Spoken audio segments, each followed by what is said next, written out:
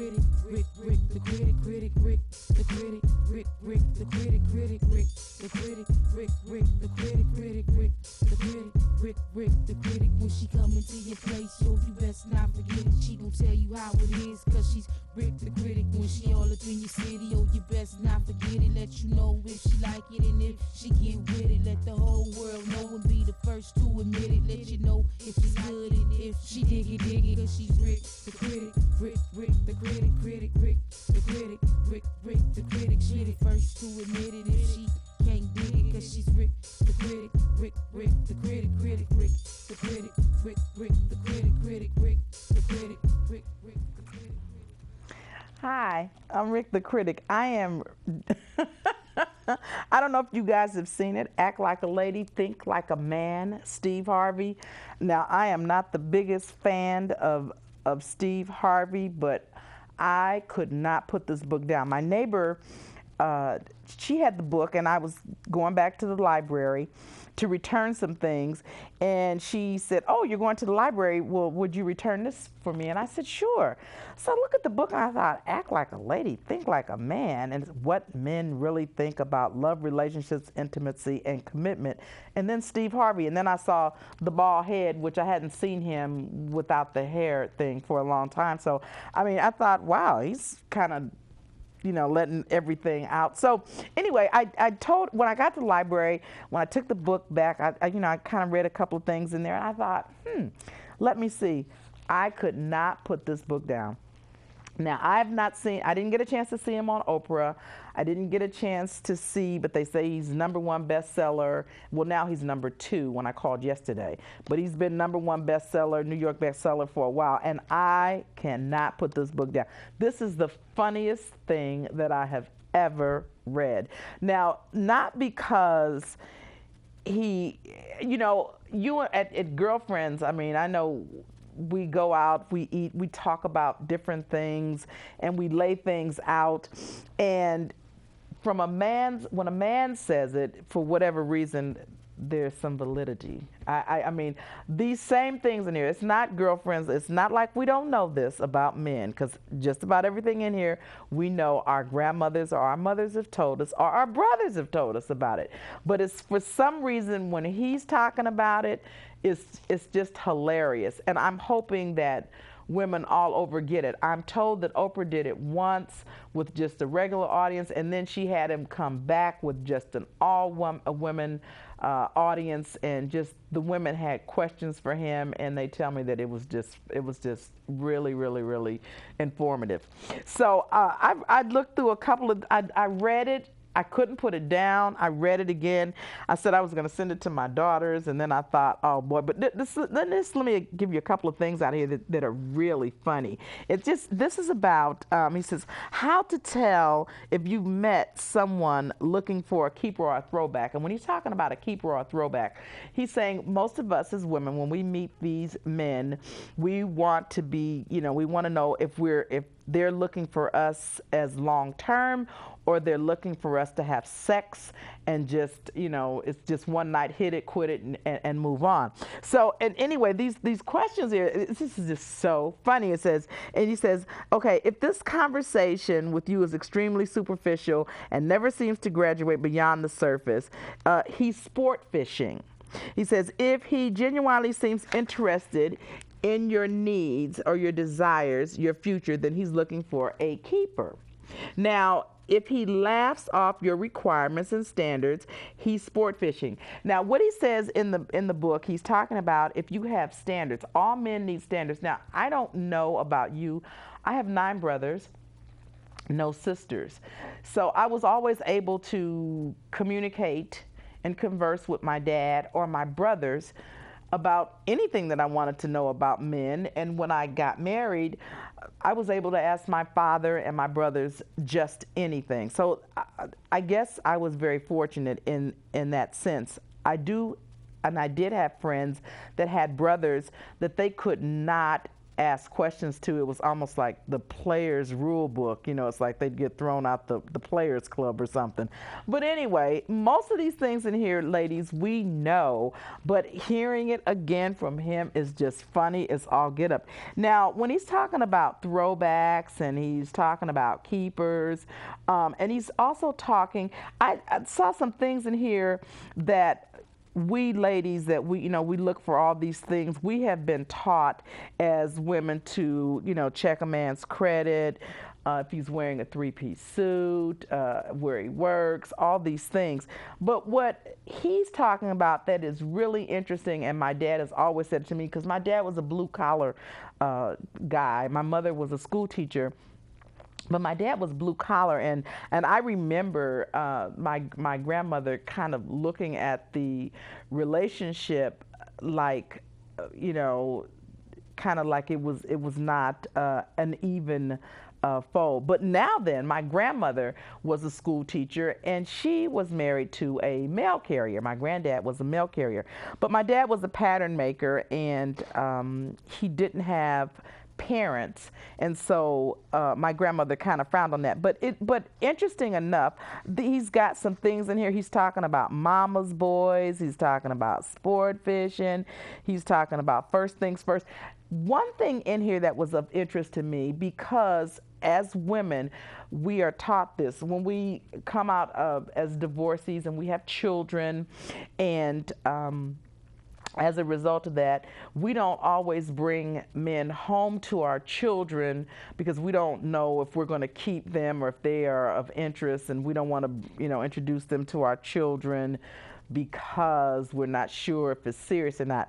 Now, what he says in the book is that if you have children, it needs to be put out there like right off the bat, which was really interesting to me. And I thought I was pretty well versed with guys. I really do, because like I said, I have 9 brothers. But what he says is that when you have children, you just need to put it out there. Now, you don't need to bring them to your home, but you need to meet in a public place, whether it be the park, the beach, McDonald's, or what have you. And the man needs to see you interacting with your children. And that allows him to make a decision whether he wants to be a part of the life of your children and you. Now, that's interesting, because I would have thought maybe 3 or 4 dates or what have you, and then if I thought that I wanted to, because after 3 or 4 dates, you really still don't know a person. But what he says is that men feel that they're being kind of set up when they don't get a chance to meet your children and interact. They may be really bad, so it's a good idea. So I thought that was interesting. But to tell you the truth, the book is really, really, really funny. It's again, like I said, it's not anything that you don't know, but there are some things in here that, we need to think about. And a lot of times we're always looking for, again, like I said, the white collar. He has a thing in here, and I'm always telling my daughters, because unfortunately I have no sons, and I had all daughters, and so it was kind of different for me being raised with a lot of males, and then here I am with 3 girls. It was very hard for me to come across to them, what I had learned from my brothers, because they always kind of looked at me like, that happened when you were growing up, or that was something then. But it says that men respect standards. And I remember so well my dad talking to me about providers and protectors. And I tell my daughters all the time that it is in a man's nature to, number 1, provide, and number 1, protect. And so when I read this in here and it said the same thing, I'm laughing. I'm going to send this to my daughter too. I'm going to send them a copy, all of them, all 3 of them a copy, because they probably think that I didn't know what I was talking about, but as they hear it from a man's perspective, it might have some valid point. But anyway, I could not put this down. It's just funny. He's talking about the lady Marjorie, because he got divorced and he's married again, and his phone rang, and when his phone rang, he answered the phone, and he kind of told the other woman on the telephone, he says, look, I can't talk right now. I'm in the middle of something, blah, blah, blah. So he did not think that his girlfriend heard the conversation. So at 3 o'clock in the morning, when he gets up to go and use the restroom, sister is standing there with her fur coat on and her bags. And he says, what? Well, wait a minute. Well, where are you going? And she says to him, you clearly are not ready for me. And, you don't want, when you get serious, you look me up again. And at that moment, he realized that, the best thing that he ever had was walking out on him at 3 o'clock in the morning. So he goes over, he breaks the cell phone in half, makes a commitment, they get married, and they're together. Now, what I want the women to understand, and for so long, I think we've lived with this myth that there are 10 women to every man. Listen, I must have clearly, without just off the top of my head, at least 10 single male friends. And that's what they are to me. They're male friends. They're very responsible. They are homeowners. They have their own businesses, and they're single. And we all have the same conversation because I'm so accustomed and I'm so very comfortable talking to men, having 9 brothers, and including my dad, 10. I'm very comfortable with them. So it's always not a relationship, but I'm very comfortable. And these conversations that I have with the brothers, it's like, where are the good women? And these are guys that don't, when you see them, they don't jump out of the Bentleys. These guys are jumping out of their trucks, and at home are the Bentleys. At home are they're looking for women that have some substance and women that are genuinely concerned with them. Now, these are the men that I'm talking about. And when we sit down and talk, we have these conversations, and they always ask me, it's like, Rick, where are the good women? Where are I must know a gazillion single sisters that I have said to them, listen, I got a friend, and the first thing they ask me is, what's wrong with him? Nothing. Well, if he's got his own home, if he's got his own business, if he's got his own this and that, how come he doesn't have a woman? And my answer to them is the same reason that you have your own home, you have your own things, and you don't have a man. Come on. But that's the first thing they say. What's wrong with him? Is he gay? No, he's not. He's just looking for someone that has some substance. He's looking for someone just like you're looking for someone. More than often, we always look for these things. My dad always said to me, and it has always proved to be true, that a man that finds a wife finds a good thing. It says it in the Bible. My dad always said it. My dad said, hey, anyone that's looking for you, they're looking to make you happy. We're always so quick to look for that brother with the shiny car, and we're looking past the blue collar guy, the guy that's saying, hey, I'm right here, I'm right here. We are so quick to look past those guys. Let me tell you something. I have friends, male friends that I can call now and say, look, I've got a problem with my car. It's like, look, do you have AAA? Because as AAA's on their way over there, listen, I'll come over there and I'll da-da-da-da-da. These are really, really nice guys. But so often, ladies, we just look past them. We don't give them the time of day. We don't even expect anything out. We don't even look at them. They're just like, they're invisible to us. And these are men that truly desire to have relationships. They desire to be in the company of women and not get downplayed. Okay, a lot of times, and I have friends that, they're nice guys, and it's like the first thing they hear from a woman is, I make this much, I make that, I do this, I do that. You listen, ladies, it does not matter. It does not matter what it is that you make, because if you do the right thing, that brother will make just as much money, if not more, and be supportive of what it is that you're doing. So I am hoping that, because I have been talking about this thing for a very, very long time with my daughters, with my girlfriends, and even with my male friends. And for some reason, it has been so hard for them to come together. I've got single girlfriends now that I would love them to meet the single brothers that I know, but I mean, they just throw this shield up so quickly, and it's like, no, no. I mean, it's like, oh, I had this bad experience. You're gonna have a lot of. It's kind of like riding a bike and falling.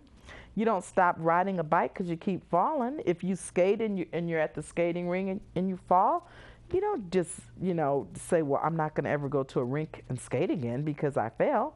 You just get back up. So, and it's a lot like dating. A lot of us, it's like we don't want a dating scene if the man's not in church. If we don't find him in church, we go to these different places. Listen, I'm a firm believer that if you put yourself in the right places, you're going to find the right kind of guy. But we do, ladies, have to have standards. We do have to have some things that, the boundaries. And we don't seem to have that anymore. I mean, I know for a fact, without even reading Steve's book, if you're on the dance floor and you're dropping it like it's hot and you just, and all this body, I mean, come on, you're a throwback. You are not a keeper. He is not bringing you home, but he might have a lot of sex with you, but he's not going to bring you home. All these things that this guy's talking about are the same things, women, that we know. We must get back to feeling good about who we are. I don't care how many men are on the planet. I don't care what they say. I am not a believer of there are 10 women or 15 women to one man. I think that is something that they just kind of throw out there for us to get very nervous about, or for men to have some conversation with us and say, well, look, you better be glad you. It's not the case. Trust me when I tell you this. I must know a lot of single men. I know a lot of single women, and I'm clear on one thing, that there is no shortage of men. There is no shortage of women. There are a lot of good men out there looking for a good woman. So this book right here, this Steve Harvey, Act Like a Lady, Think Like a Man, he's got a lot of things in there about standards, about how we dress. I have said it for a long time, and I know this for a fact in talking with my brothers over the years. Men are very, very tired of seeing pants. They want to see legs. They don't care if they're skinny legs. They don't care if they're fat legs. They don't care what kind of legs they are. They just want to see legs. They want women to get back to looking like women. And I think that a lot of us have forgotten about that. I think a lot of us, including myself, we just throw on our jeans and our sweatshirts and we just kind of move on. Ladies, let's get back to looking like ladies again. Let's get back to wearing dresses and heels and getting our, doing little things for us. Let's start smiling more. It's nothing worse. And even as a person that critiques restaurants, that is such a turnoff for me when I come in the restaurant and it's like, what you want? We don't have that. When I come in the restaurant, you know what I'm saying? I want to see a smile. How you doing? Sit down. I mean, the food can be iffy, but if the service is good, it works for me. It really does. So a lot of times, often when I go into a restaurant and that first thing is, have a seat, or here's your menu, and it's nothing to it. It's number one, what you're telling me is that you don't appreciate my business. So you definitely don't need my money. Your business is very, very successful. And if I don't come back, and if I tell everyone that I know not to come back, it means nothing to you. The thing that makes McDonald's and other places successful, number one, is consistency.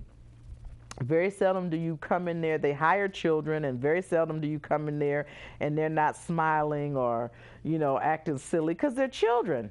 They're young adults, so their energy level is different. So when you go in, they've got this. The food is always going to be the same, never going to be different unless somebody's done something stupid back there. But it's going to generally be the same. I was reading an article about the man that the founder of McDonald's, and what he said was that everyone was important to him. Everyone was important enough for him to sit down and converse with the guy. A guy said that he was getting in a limousine with him, and he moved across and gave him the most comfortable a comfortable seat to sit in. And as they're conversing together, he just seemed like a very, very nice guy, a very humble guy, and just a lot of humility. So what I'm saying to you as women is the same thing. It's just this dating thing, this man thing, this business, all of it is the same. We want to project what we want to receive. So if you project negative energy, you're going to get negative energy. If you project positive energy, you're going to get that. With this book, this book, all he's saying, and the bottom line is this, is that ladies, act like ladies, have some standards, have some boundaries, principles, and above all, when you meet a brother and you get a flat, if you're in the car together and you get a flat and he looks at you and says, "Do you have AAA?" That's a throwback. That is not a keeper, because a true brother would take his coat off and say, "Wait a minute, baby, do you have a jack or do you have a spare tire? Not, do you have AAA?" So those are kind of like little key things that you need to look for. If somebody comes to your house and knocks on your door, and he comes and he doesn't have any flowers, he doesn't open the car door for you, he does not seem to have a respect for time, he comes late.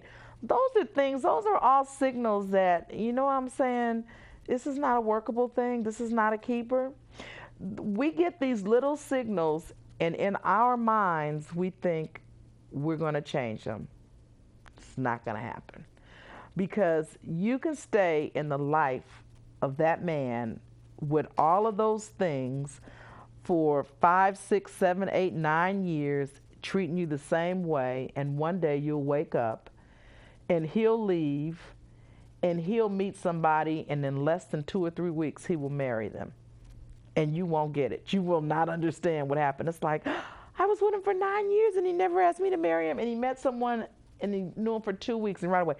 I have learned that men, and I know that when with my husband, I remember when we met each other, I remember him saying to me, "You know what? I knew right away when I saw you that you were going to be my wife." I am convinced that men, when they see women, they know if they're keepers or not. I'm just convinced of that. I'm convinced that they know if you are someone that they want to take home to their mother and meet their friends. If they are with you and they do not take you to meet their parents or meet their friends, or when you do come and you're on their arm and they introduce you as, "This is Jackie," or "This is Karen," or "This is Gwen," you don't mean anything to them. If they introduce you as, "This is my girl," which younger guys say, or "This is my fiance," or "This is my, my very dearest friend," or "This is,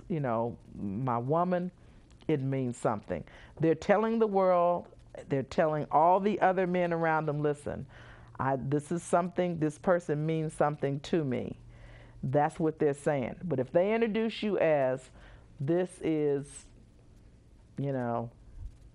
not a keeper," you're not a keeper. You're a throwback. Think about it. Don't waste your time. Keep it moving. They have a lot of men out here. Trust me when I tell you this.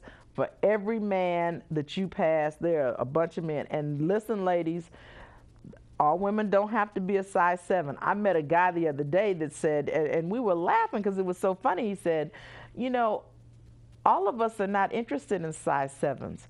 So if you are not a 7, if you are 22, if you are 28, if you keep yourself together and you smelling good and you got clean clothes on, you're looking good and comb your hair, listen, there's someone out there for you.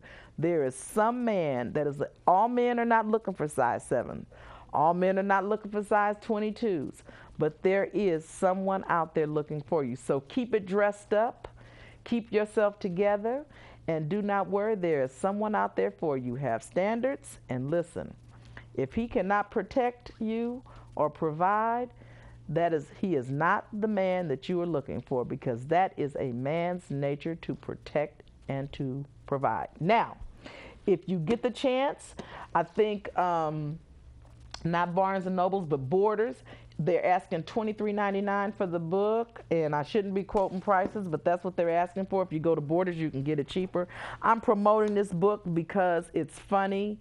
It's good reading. It's just the kind of thing that you and your girlfriends can sit around at night when you're doing, you know what I'm saying, the girlfriend thing, and you guys would have plenty to talk about and plenty to laugh about.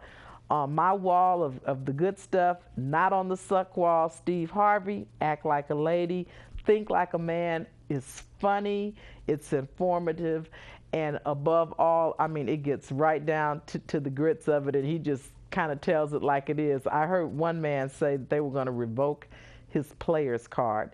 But seriously, ladies, all the things that he talks about in the book, you already know, I already know. It's just validated by a man. And for some women, it may come across a little different than when we're saying it to our girlfriends when they come to us and say, he's doing this, he's doing that. And we say, look, drop the guy. And, well, you don't understand, da-da-da-da. But then when Steve Harvey says it or another man says it, it may become a valid point. So, Act Like a Lady, Think Like a Man. Thumbs up. Love the book. And listen, and probably will read it again. I'm going to return this copy back to the library, but I'm going to buy one for my daughters and I'm going to buy one for myself. That was the one thing that I read. Don't forget the Green Conference in San Francisco, November 11th, November 12th, with the brother Van Jones. Fine, fine brother. And a nice brother. It's about green businesses and all the different things that's going on with green that he's going to be talking about. I'll try to make it there. It's November 11th, 12th. I will be there and hope to see you there. We should be winding up about right now. I have had such a good time today. Today has been a kind of a crazy day. It's been hot outside, and I want to go to the beach. I think that's probably a lot to do with where I'm kind of like, it's a beach day today, and I really, really want to go. So I'm kind of having a good, shaky, good time. Am I out of time? No? Not yet? Okay, then I could keep it rolling. As usual, my crew I thank, because you guys are always marvelous. I've got the greatest people in the world that help me out here at PCN, and you get a chance, come down. I want to throw out, it's real. You can come down and, I mean, I'm on television. You could come on television. There's a lot of interesting things going on down here at the station. Come down, stop in, take the classes. Got producers classes, directors classes. Come down. You never know. You might decide that this is something that you want to do on a regular basis. You may want to go out and shoot the news, or you may just want to sit in here and shoot the breeze. But at any rate, we got a good program down here. Come down and see it when you can. And listen, thank you for inviting me into your home. I've had a great time. Talk with you later. The critic, the critic, when she come into your place, yo, you best not forget it. She gon' tell you how it is, cause she's Rick the critic. When she all up in your city, yo, you best not forget it. Let you know if she like it and if she get with